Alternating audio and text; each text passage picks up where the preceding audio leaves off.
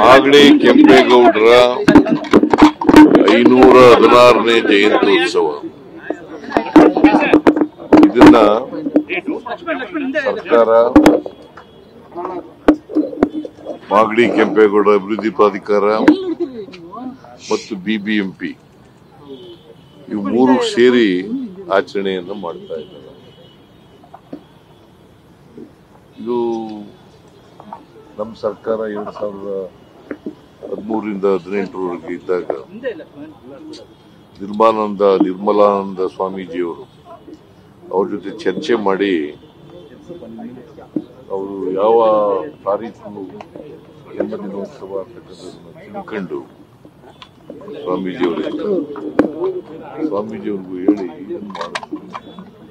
ಅವತ್ತಿಂದ ನಿರಂತರವಾಗಿ ಸರ್ಕಾರ ಕೆಂಪೇಗೌಡ ಜಯಂತಿಯನ್ನು ಆಚರಣೆ ಮಾಡ್ತಾ ಇದೆ. ಯಾಕಂದ್ರೆ ಕೆಂಪೇಗೌಡರು ಒಬ್ಬ ದಕ್ಷ ಆಡಳಿತಗಾರ ಮತ್ತೆ ದೂರದೃಷ್ಟಿ ಇದ್ದಂತ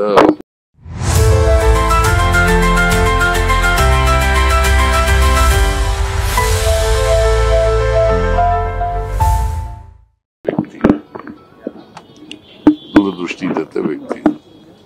ಅವ್ರ ಕಾಲದನ್ನೇ ಈಗ ಅದಕ್ಕೆ ನಾವು ಅವ್ರನ್ನ ಬೆಂಗಳೂರು ಆಧುನಿಕ ಬೆಂಗಳೂರಿನ ನಿರ್ಮಾತೃ. ಇವತ್ತು ಬೆಂಗಳೂರು ಅಂತಾರಾಷ್ಟ್ರೀಯ ಮಟ್ಟದಲ್ಲಿ ಗುರುತಿಸಲ್ಪಟ್ಟಿದ್ರೆ ಅದಕ್ಕೆ ಅಡಿಪಾಯ ಹಾಕಿದವರು ಕೆಂಪೇಗೌಡ. ಸೊ ಅದಕ್ಕೆ ಅವ್ರನ್ನ ನಾವು ನೆನ್ಕೊಳ್ತಕ್ಕಂಥ ಸ್ಮರಿಸ್ಕೊಳ್ತಕ್ಕಂಥ ಕೆಲಸವನ್ನು ಮಾಡ್ತೇವೆ. ಒಳ್ಳೆ ಆಡಳಿತ ಕೊಟ್ಟಿದ್ರು, ದೂರದೃಷ್ಟಿ ಇದ್ದಂಥ ವ್ಯಕ್ತಿತ್ವ ಇದ್ದಂಥದ್ದು. ಬೆಂಗಳೂರಿನಲ್ಲಿ 4 ಭಾಗದಲ್ಲಿ ಏನದು ಗೋಪುರಗಳನ್ನ ಕಟ್ಟಿಸಿದ್ರು. ಅವತ್ತೇ ಬೆಂಗಳೂರಿನ ಬಗ್ಗೆ ಹೇಗಿರ್ಬೇಕು ಅಂತಕ್ಕಂಥದ್ರ ಬಗ್ಗೆ, ಬೆಂಗಳೂರಿನಲ್ಲಿ ಆಡಳಿತ ಹೇಗಿರ್ಬೇಕು ಅನ್ನೋದ್ರ ಬಗ್ಗೆ ಇವತ್ತೆಲ್ಲ ದೊಡ್ಡಪೇಟೆ, ಚಿಕ್ಕಪೇಟೆ, ನಗರದ ಪೇಟೆ, ಬಳೆಪೇಟೆ ಇವೆಲ್ಲ ಆಗಿದಾವಲ್ಲ ಅವ್ರ ಕಾಲದಲ್ಲಿ ಆಗಿದಾವ. ಯಾಕಂತಂದ್ರೆ ಆಯಾ ವೃತ್ತಿ ಮಾಡ್ತಕ್ಕಂಥ ಜನರಿಗೆ ಅವ್ರಿಗೆ ಪ್ರೋತ್ಸಾಹ ಮಾಡ್ತಕ್ಕಂಥ ಪ್ರಯತ್ನವನ್ನು ಕೆಂಪೇಗೌಡರು ಅವರ ಆಡಳಿತದಲ್ಲಿ ಮಾಡಿದ್ರು.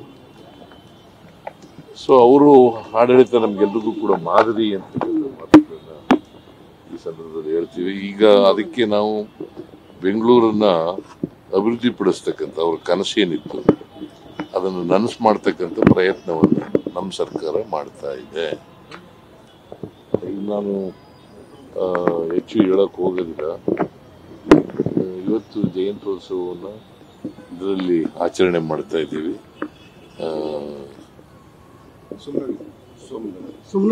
ಸೋಮನಹಳ್ಳಿ ಜಗಜೀವನ್ ರಾಮ್ ಭವನ ಅಲ್ಲಿ ಆಚರಣೆ ಮಾಡ್ತಾ ಇದ್ದೀವಿ. ಮತ್ತೆ ಹೂನಾರನ ಇಲ್ಲಿ ಏರ್ಪೋರ್ಟ್ನಲ್ಲಿ ಕೂಡ ಇವರು ನಮ್ಮ DK ಶಿವಕುಮಾರ್ ಅವರು ಹೋಗಿ ಅವ್ರಿಗೆ ಗೌರವಿಸ್ತಕ್ಕಂಥ ಕೆಲಸ ಮಾಡ್ಬಿಟ್ಟು ಬಂದಿದ್ದಾರೆ, ಮಾಲಾರ್ಪಣೆ ಮಾಡಿದ್ದಾರೆ.